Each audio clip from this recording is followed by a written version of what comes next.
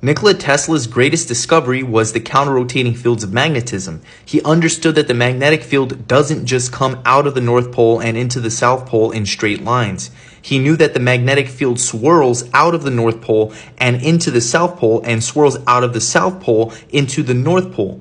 The atom is a whirlpool of energy, and the human energy field works exactly the same way. That's why the first man was named Adam, because every atom is polarized with a north and south pole. Therefore, collectively, we have one north and one south pole as a giant atom. When you break a magnet into a million pieces, each atom is a miniature magnet with a north and south pole. The inner volume of every atom is magnetodielectricity or diamagnetism, which is magnetism and dielectricity collectively, which is the repelling and attracting forces of a magnet. That is the yin and yang, compressions and rarefactions of the medium. And that is what we call the ether working in dynamic polarization against itself. The current model and concept of an atom is incorrect. The true model is that atoms are not particles. They are torus fields of pure energy. It's called dielectricity and magnetism, the conjugate binaries of the universe. Atoms are torus fields of pure energy. The dielectric field is information. It's also called counter space. It's the non-Cartesian nexus of life where everything springs from and returns to.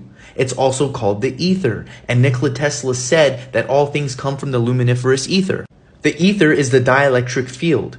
The ether in motion is the magnetic field. It's the loss of energy or inertia. Pure potential is what the ether is. It's the non-Cartesian nexus from which all life springs from and returns to.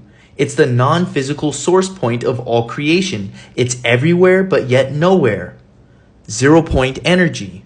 The main point I'm trying to make is that Nikola Tesla understood. He understood that which is invisible is the cause, and everything visible is the effect or attribute of source. He knew that the inner volume of every atom was magnetodielectricity, or diamagnetism, and the outer volume of the atom was electricity or electromagnetism.